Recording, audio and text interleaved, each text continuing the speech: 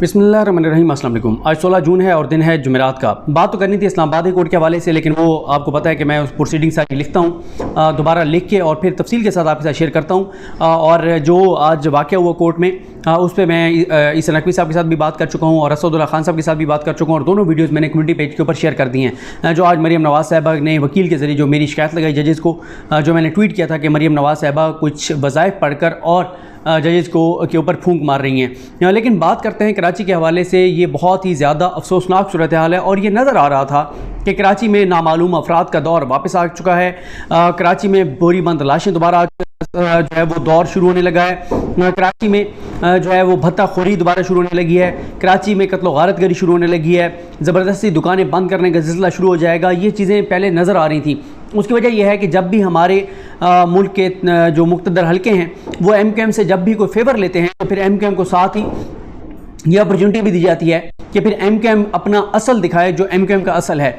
और MKM ने अब फिर दूसरा एक और भी मसला है। अब क्योंकि MKM को जितवाना है और कहीं पे MKM को जितवाना है, कहीं पे PSP को जितवाना है, और इसलिए कि ज़ाहिर है PSP भी आपको पता है आजकल सर्विसेज दे रही है। PSP ने भी बड़ी तगड़ी प्रेस कॉन्फ्रेंस की है इमरान खान साहब के ख़िलाफ़, और इसलिए कहीं पे PSP को जितवाना होगा, कहीं पे MKM को जितवाना होगा। और आपको पता है कि PSP तो खैर वैसे ही बहुत पीछे है, लेकिन MKM जो कि मौजूदा हुकूमत का मुकम्मल तौर पर हिस्सा है, वो इम्पोर्टेड हुकूमत, वो जालिम हुकूमत, वो जाबिर हुकूमत जो अपने अल्ले तल्लों पर करोड़ों अरबों रुपए खर्च कर रही है, जो करप्शन लूट मार कर रही है, जो EVM जिन्होंने ख़त्म किया, ओवरसीज़ पाकिस्तानियों का वोट ख़त्म किया, महंगाई का तूफान लेकर आए, तबाही और बर्बादी कर दी, लोड शेडिंग बेशुमार है, पेट्रोल और डीजल के बम गिराए जा रहे हैं। अभी भी देखें कि फिर कई बार अब ऐसे होता है कि मैं वीडियो रिकॉर्ड करना शुरू करता हूँ और दरमियान में जो है वो लाइट चली जाती है। ये रूटीन बन गई है, कई बार ऐसे होता है। तो बड़े बड़े मिनिस्टर बैठ के प्रेस कॉन्फ्रेंस कर रहे होते हैं और दरमियान में लाइट चली जाती है। आप देखें कि अभी दोबारा जो है वो लाइट चली गई है। खैर, तो मसला यह है कि अब इस वक्त जो हालात हैं इसमें तो MKM को कोई भी कराची का पढ़ा लिखा शहरी तो वोट नहीं डालने लगा।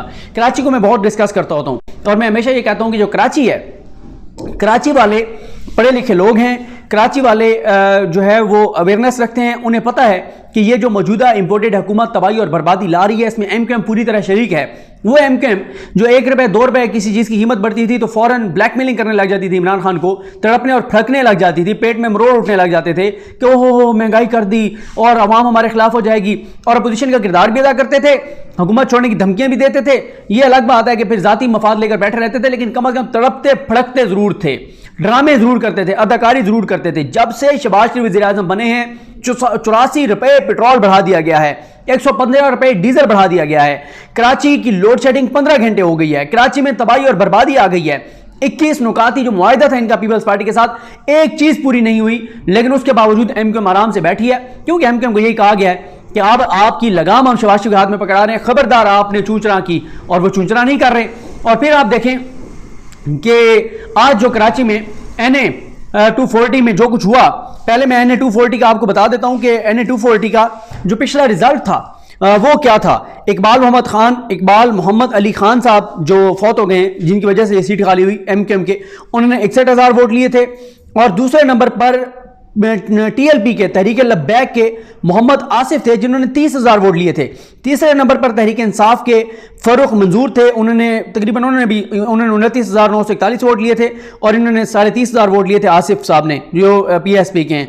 बाकी जो लोग हैं वो बहुत पीछे थे, जैसे मुत्तहिदा MMA के 19,000 वोट थे, और साथ ही उसके बाद जो है मुहाजिर कौमी मूवमेंट के 14,000 वोट थे, और इस तरह से थे।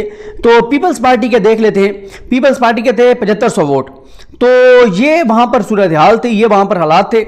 अब ये है कि सबसे बड़ा तो इन लोगों के लिए कराची में जो थ्रेट बन गया है वो ज़ाहिर तहरीक इंसाफ इसमें नहीं थी, तो तहरीक इंसाफ भी एक बहुत बड़ा इनके लिए थ्रेट है, और इसीलिए इनको ये कहा जा रहा है कि कराची में आप सब ने जब तहरीक इंसाफ मुकाबले में हो तो आपने मिल के इलेक्शन लड़ना है, यानी PSP, MKM, पीपल्स पार्टी, नून लीग, मौलाना, MMA सब जमातें मिल के लड़ेंगी, क्योंकि इमरान खान को तहरीक इंसाफ को हराना है, हर सूरत में उनका रास्ता आगे रोकना है। और दूसरा इनके लिए थ्रेट जो है कराची में सब जमातों के लिए वो टीएलपी भी है। टीएलपी का बहुत वोट बैंक है कराची के अंदर।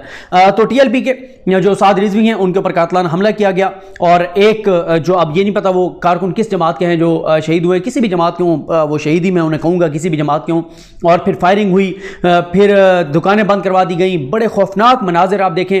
फिर बदतरीन धांधली हुई, सरेआम वो डब्बे उठाए जा रहे हैं, बैलेट पेपर दिए जा रहे हैं। एक हल्के के इलेक्शन में chief election commissioner Sikandar Sultan Raja और पूरा इलेक्शन कमीशन नाकाम हो गया है। धांधली रोकने में, अमन अमान कायम करने में ये शख्स बैठकर अगर कराएंगे इलेक्शन, आम इंतखाबात अगले कराएंगे, तो आप अंदाजा लगाएं पूरे मुल्क में कितनी जानें जाएंगी और कितनी कत्लो गारत गरी होगी। इसमें आप देखें कि इसमें जो NF 240 है, इसमें टोटल 25 उम्मीदवार जो है वो हिस्सा ले रहे हैं, और इसमें MKM पाकिस्तान के मोहम्मद अबू बकर हैं, TLP के शहजादा शहबाज हैं, PSP के शबीर कायम खानी हैं, MKM मुहाजिर कौमी मूवमेंट के सैयद रफ़ीउद्दीन हैं, और पीपल्स पार्टी के नासिर रहीम हैं, और नून लीग के फैज़ान अनीस और GDA के तनवीर अहमद जो हैं वो शामिल हैं। बाकियों के भी नाम सारों के लिखे हुए हैं। और इसमें यह है कि पिछले जो है वो मैं आपको बता चुका हूँ कि किसने कितने जो है वो वोट लिए थे। अल्लामा खादिम हुसैन रिजवी जो हैं वो ख़ुद इस बार इस सारी जो इलेक्शन मुहिम है उसको लीड कर रहे हैं। लेकिन कराची में MKM को बगैर ठप्पे लगाए हुए, बगैर उन लोगों के वोट डलवाए हुए जो इस दुनिया में नहीं रहे, बगैर डब्बे भरवाए, बगैर धांधली किए, बगैर कत्लो गारत गरी किए, बगैर धौंस धांधली और जबर के बगैर MKM को कराची से एक सीट भी नहीं दिलवाई जा सकती। और अभी कोशिश पूरी की जाएगी कि MKM को सीटें दिलवाई जाए, किसी तरह से जितवाने की कोशिश की जाए। अब इनको धांधली बहुत ज़्यादा करनी पड़ेगी, कत्लो गारतगरी बहुत ज़्यादा करनी पड़ेगी, क्योंकि मसला यह है 1000, 2, 3, 4 हज़ार का फ़र्क होना तो कोई मसला नहीं होता। जहाँ पे 15 से 20 हज़ार का फ़र्क आ जाए वहाँ पे बहुत ज़्यादा धांधली की ज़रूरत है। और MKM कराची के लोग कम अज़ कम हम ये यकीन से कह सकते हैं, पढ़े लिखे लोग हैं, वो ये बात समझते हैं कि MKM ने ज़ाती मफादात लिए कि गवर्नर हमारा लग जाएगा, सिंध में वजारतें मिल जाएंगी। अब वहाँ पे वजारतें क्योंकि पसंद की नहीं मिल रही तो वजारतें ये वहाँ पर ले नहीं रहे। अब मुझे बताएं कि कराची की में बिजली शदीद महंगी कर दी गई है, कराची में बिजली का कोटा कम कर दिया गया है, कराची में लोड शेडिंग बढ़ा दी गई है। कोई बयान आपने MKM को सुने? कराची में बल्दियाती इदारों को कोई बल्दियाती इदारों के कवानीन के हवाले से, उनको एम्पावर करने के हवाले से कोई बड़ा पीपल्स पार्टी ने फैसला किया, कोई आपने सुने? नहीं। फिर भी MKM साथ बैठी है, क्यों बैठी है? तो ये वो चीज़ें हैं जो कम अज़ कम कराची वाले बड़े गौर से देख रहे हैं। और अब इनको क्योंकि जितवाना है, क्योंकि ये तारीख है, जब मुशर्रफ साहब ने MKM को इस्तेमाल किया था तो उन्होंने इनके पेरोल के ऊपर इनके कई सज़ा याफ्ता मुजरिम जो थे, कातिल जो थे, वो उन्होंने रिहा किए थे। अभी भी पिछले दिनों में देखें PSP के लोगों के कई लोगों के केसेस जो है वो ख़त्म हुए हैं ये अदालतों से। वो इसलिए इनके ख़त्म हुए हैं और इसलिए ख़त्म करवाए जाएंगे क्योंकि इनको इस्तेमाल किया जाएगा, किया जा रहा है, तो इसलिए इनको फिर ज़ाहिर है इनको फिर जितवाना भी तो है ना। अभी जो इम्पोर्टेड हुकूमत आई हुई है, जो मुस्लिम लीग नून है, आप देखें जितनी मर्जी किसी हल्के में शऊर की कमी हो, जितनी मर्जी जहालत हो, जितनी मर्जी लोग वो खाना पीना तो कर रहे हैं ना, लोग गंदम आटा तो लेने जाएंगे ना दुकान पे, सब्जी तो लेने जाएंगे ना, दूध तो लेने जाएंगे ना, गोश्त तो लेने जाएंगे ना, घर में बिजली तो पता चलेगा ना कितनी आ रही है जा रही है। कोई बंदा भी जिसका एवरेज IQ लेवल है, जो जिसमें अंदर थोड़ी सी भी इंसानियत है, जिसके अंदर थोड़ा सा भी शऊर है, वो देगा इस तजर्बाकार हुकूमत को वोट, इन जमातों को वोट जो इस वक्त इक़्तिदार में बैठ के बड़े बड़े दावे करती थी, आगे उन्होंने तबाही और बर्बादी मुल्क की फेर दी है। लेकिन जितवाना है क्योंकि इसके लिए बदतरीन धांधली होगी, ये ज़िमनी इंतखाबात में भी बदतरीन धांधली होगी, बदतरीन रियासती जबर का इस्तेमाल होगा, इदारों का इस्तेमाल होगा, सरकारी वसाइल का इस्तेमाल होगा, DPO, DCO, पटवारी, नादीदा कुव्वतें, हर एक का इस्तेमाल किया जाएगा इनको जितवाने के लिए, इनको बताने के लिए कि आपने हमें सर्विसेज दी, आपने हमारा साथ दिया इमरान खान को निकालने के लिए, तो हम भी आपके साथ दिलो जान से खड़े हुए। और देखें, हम आपको तो वोट पड़ने ही नहीं थे, हमने आपको वोट डलवाए भी हैं, आपको जितवाया भी है, धांधली कराई भी है, की भी है, जो भी किया आपको जितवाया है।